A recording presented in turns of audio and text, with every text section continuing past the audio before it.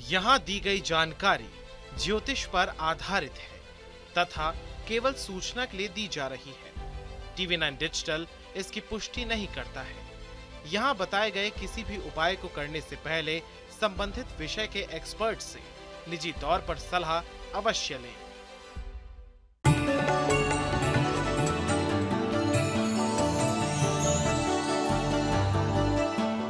नमस्कार, आप देख रहे हैं एस्ट्रो साइंस। आप सभी का स्वागत है। मैं हूं आपके साथ अंजलि और मेरे साथ इस कार्यक्रम में हैं एस्ट्रो साइंटिस्ट गुरुदेव GD वशिष्ठ जी।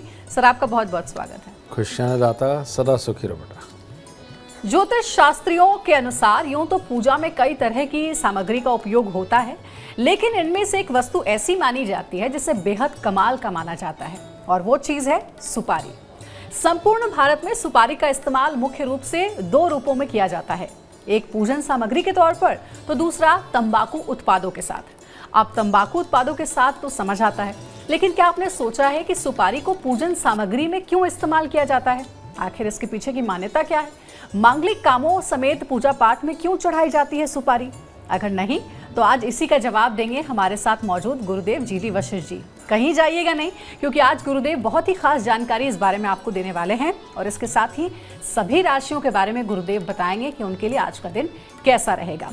तो कार्यक्रम की शुरुआत करते हैं और सबसे पहले गुरुदेव से हम जानते हैं कि आखिर पूजन सामग्री के तौर पर सुपारी का इस्तेमाल क्यों किया जाता है? हमारे संस्कारों में, हमारी पूजन विधि में, हमारे ग्रंथों में धरती पर उत्पन्न हर चीज के महत्व को आंक करके फिर लिखा गया और साथ में जो सबसे बड़ी प्रधानता दी गई हमारे वेदों में भी हमारी सोच के अनुसार लेने वाले डिसीजनों को, और वो डिसीजन से किसी को तकलीफ ना हो और हर जन का भला हो सके, पशु हो, पक्षी हो, पेड़ हो, पौधे हो, वातावरण हो, जल हो, हर कोई सुखद अवस्था में रहे और पौष्टिक अवस्था में रहे, इसके लिए हमारे पूरे वेद लिखे गए। और सबसे बड़ी बात इसके अंदर ये दी गई कि एक चीज़ कॉमन है और वो है इंसान का शरीर और शरीर के अंदर होने वाली प्रतिक्रियाएं, ये लगभग सेम है और इसीलिए इस चीज़ को बहुत बड़ा महत्व दिया गया।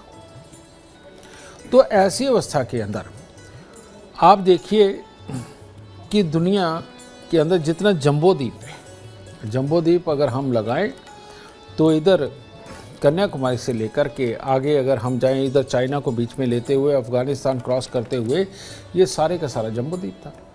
यानी कि यही वो द्वीप है जहाँ पर वेद रचे गए, यही वो द्वीप है जहाँ पर साइंस की खोज सबसे पहले हुई। आज भी जो हम अंतरिक्ष में जा करके ढूंढ रहे हैं, वो बिना अंतरिक्ष में जाए हमारे ऋषि मुनि सबसे पहले लिख करके गए, आयुर्वेद दे करके गए, ग्रह नक्षत्र दे करके गए, उनके साथ होने वाली घटनाएं दे करके गए, और सूर्य ग्रहण, चंद्र ग्रहण कब से, कितनी सदियों से चला आ रहा है, समझिए।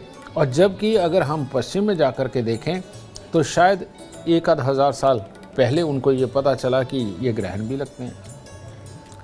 तो अगर साइंस के मामले में अगर हम देखें तो जम्बूद्वीप सबसे आगे रहा है। अब यहाँ पर सबसे पहले जो खोज हुई वो सितारों की, नक्षत्रों की हुई, और सितारों और नक्षत्रों के आधार पर दो चीज़ों की खोज हुई, हमारे देवी देवताओं की और उसके साथ में आयुर्वेद की। ठीक है।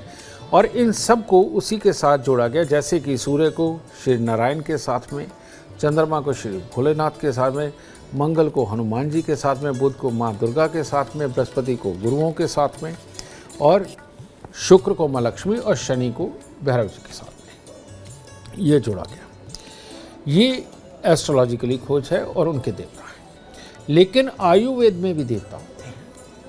आयुर्वेद के अंदर जो मुख्य देवता रहे हैं उनके अंदर ये आप लौंग, इलायची, तुलसी पत्ता और उसके अंदर सुपारी, पान का पत्ता, लौंग, ये देवताओं की कैटेगरी में आते हैं। और इसीलिए आप देखते हो कि हमारे हर पूजा पाठ के अंदर पान चढ़ाया जाता है परमात्मा को।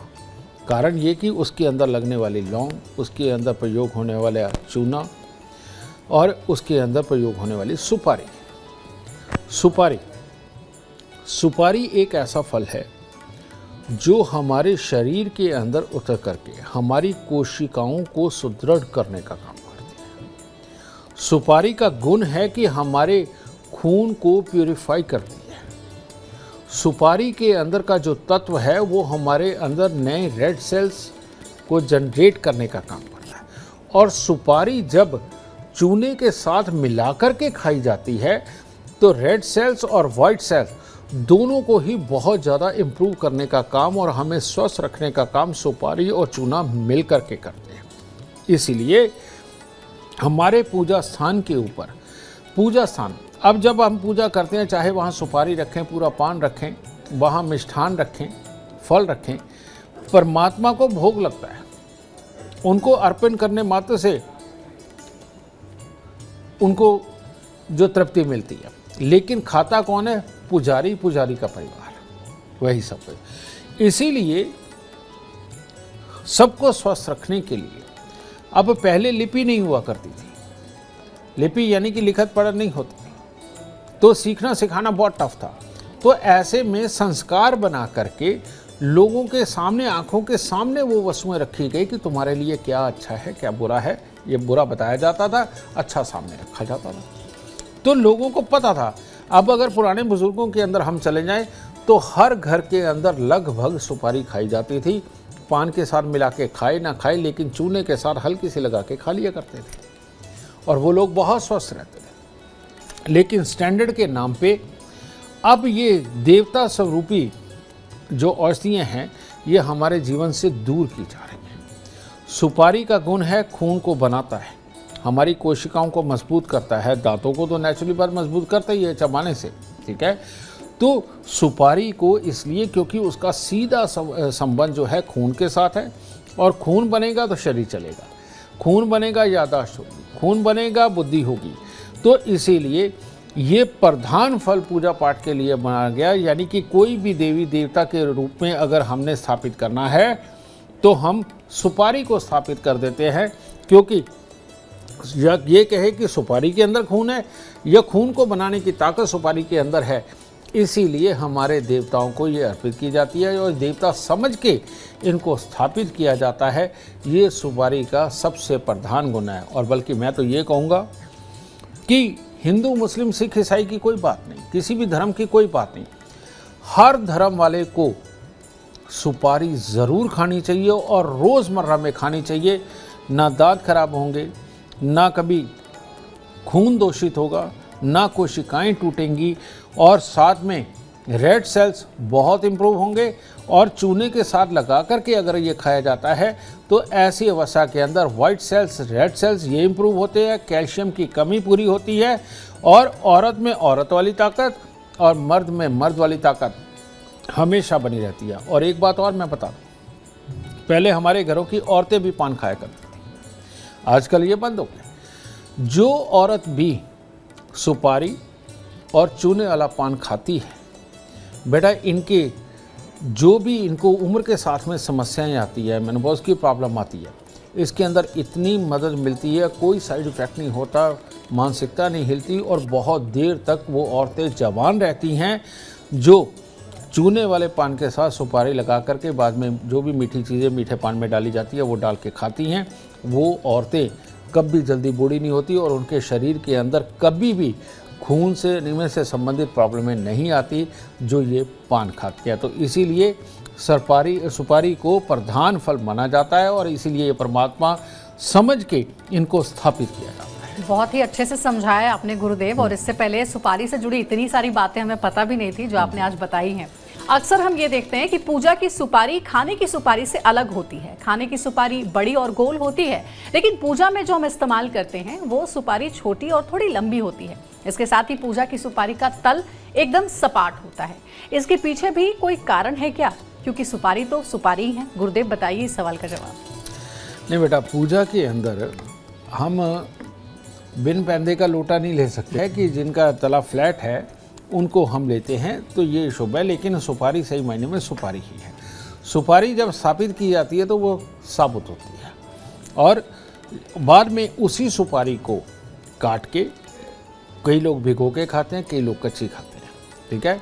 और ये दोनों ही अवस्थाओं में बहुत ही लाभकारी है, इसमें कोई दो राय नहीं है। लेकिन मेन इसका गुण प्रधान है। इसकी जो संरचना होती है सुपारी की, जैसे हमारे शरीर के अंदर कोशिकाएं जुड़ करके एक पूरा शरीर खड़ा कर देती हैं, वही जो कोशिकाओं का एक अहम पार्ट है वो इस सुपारी के अंदर पाया जाता है। जिस तरह से हमारी कोशिकाएं भी खून के साथ ही संचालित बनती हैं, इसी प्रकार से इसके अंदर भी आप देखिए रेड आपको स्पॉट वो नज़र आएंगे, वो भी वही एक तरह की धातु है जो खून को बनाने का काम करती है। तो मेन बात यही है।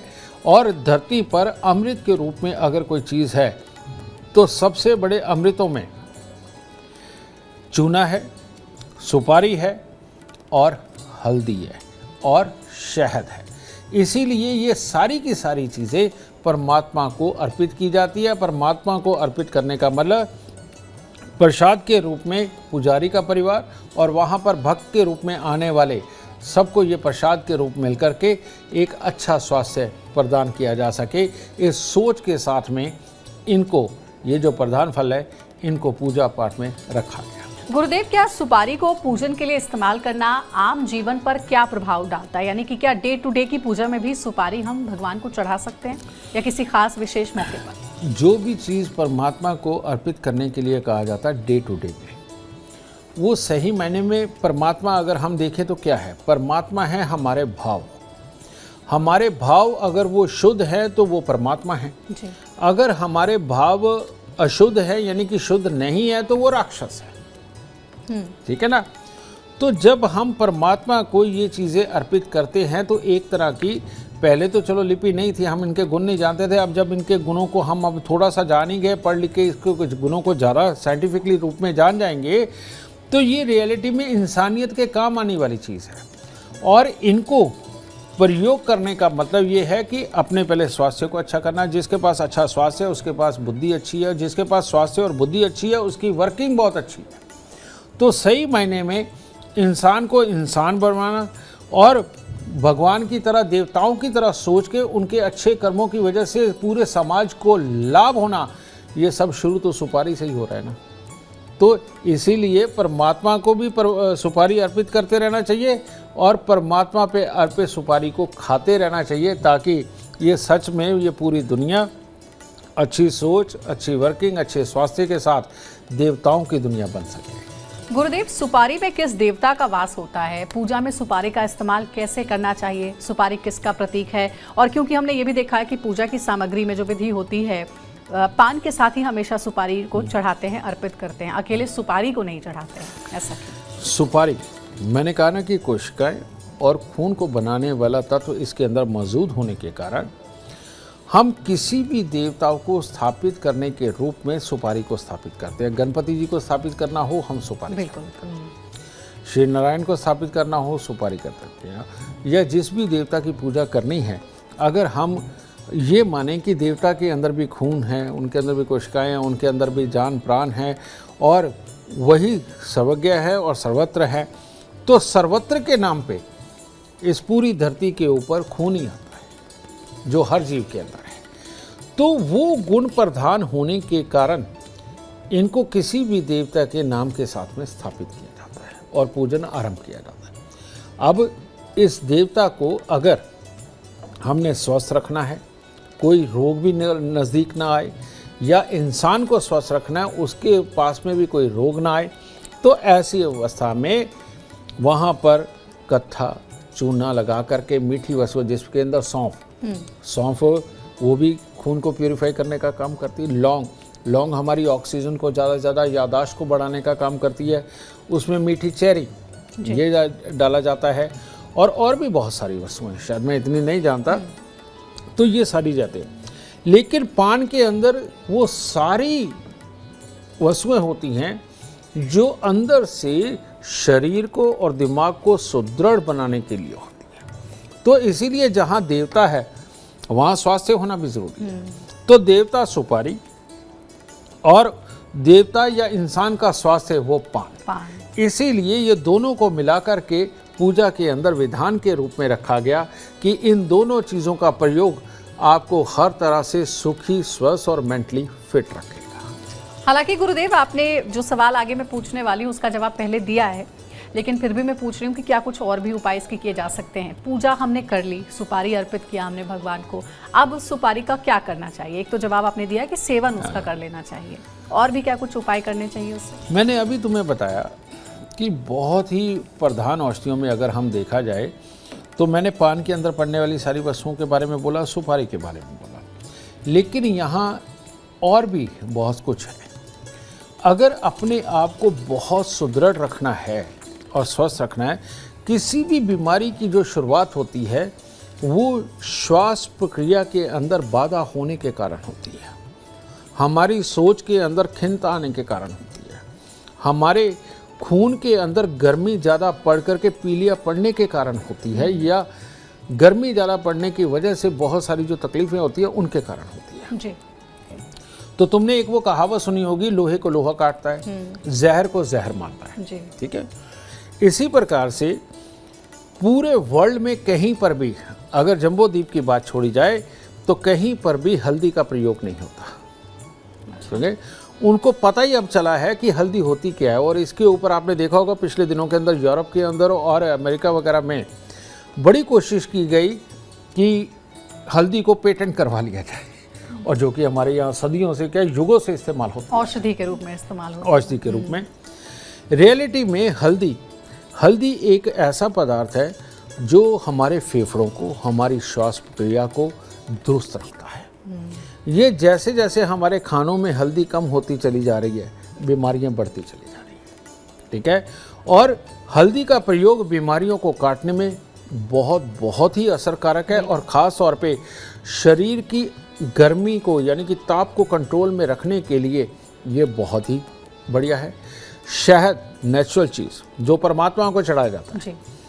अगर इस शहद का प्रयोग हम करते हैं तो हमारे अंदर की पूरी नसों को, खून को, हर तरह से इन सब को बैलेंस करके रखने में इसका सबसे बड़ा प्रयोग होता है। और जितनी भी हमारे अंदर डेड सेल्स तो हर बॉडी में है, शहद का प्रयोग करने वाले इंसान के शरीर के अंदर डेड सेल्स होते ही नहीं, और जब डेड सेल्स नहीं होंगे तो नसों की ब्लॉकेज नहीं होती, और जब नसों की ब्लॉकेज नहीं होगी तो कहीं पर भी शरीर के अंदर दर्द नहीं होंगे, हार्ट वगैरह की प्रॉब्लम नहीं होगी, और किसी ब्लॉकेज के कारण कोई कल को बड़ी बीमारी जिसे कैंसर, अल्सर वगैरह बोलते हैं, ये कभी नहीं पैदा हो सकते।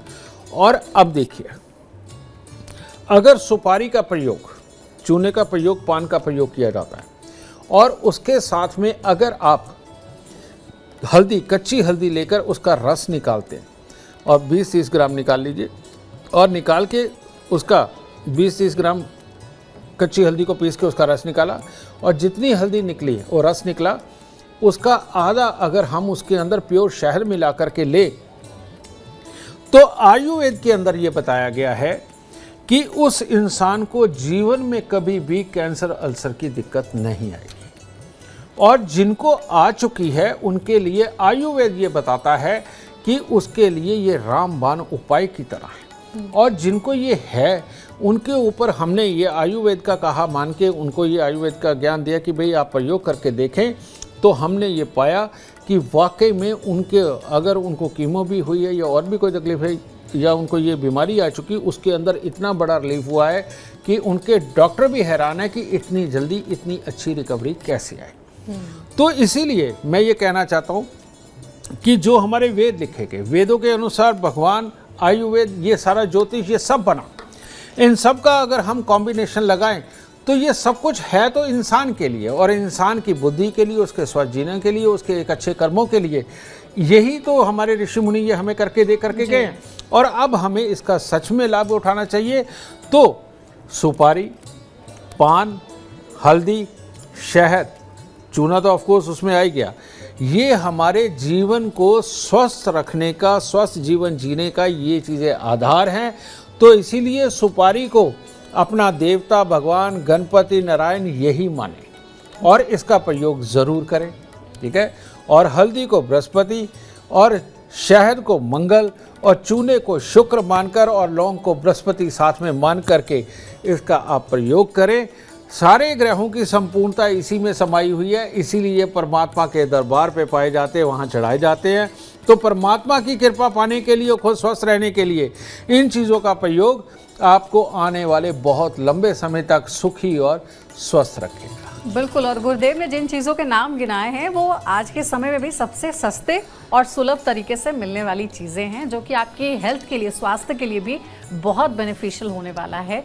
आपको बता भी दिया गुरुदेव ने किन मायनों में कैसे, और इनफैक्ट ग्रहों को भी शांत आप इन चीज़ों के माध्यम से कर सकते हैं। फिलहाल हमारे कार्यक्रम में इतना ही। अगर आप जीवन में सफलता चाहते हैं, अपार धन और लाभ चाहते हैं, तो गुरुदेव के बताए हुए उपाय जरूर करें। उम्मीद करते हैं आपको आज का विषय पसंद आया होगा। कल आपके सामने लेकर आएंगे एक और विषय जो आपकी कॉम्प्लिकेटेड लाइफ को बना देगा आसान और खुशियों से भरपूर। अगर आप हमारे गुरुदेव से मिलना चाहते हैं, उनका अपॉइंटमेंट चाहते हैं, तो आप कॉल कर सकते हैं। नंबर है 9999990522।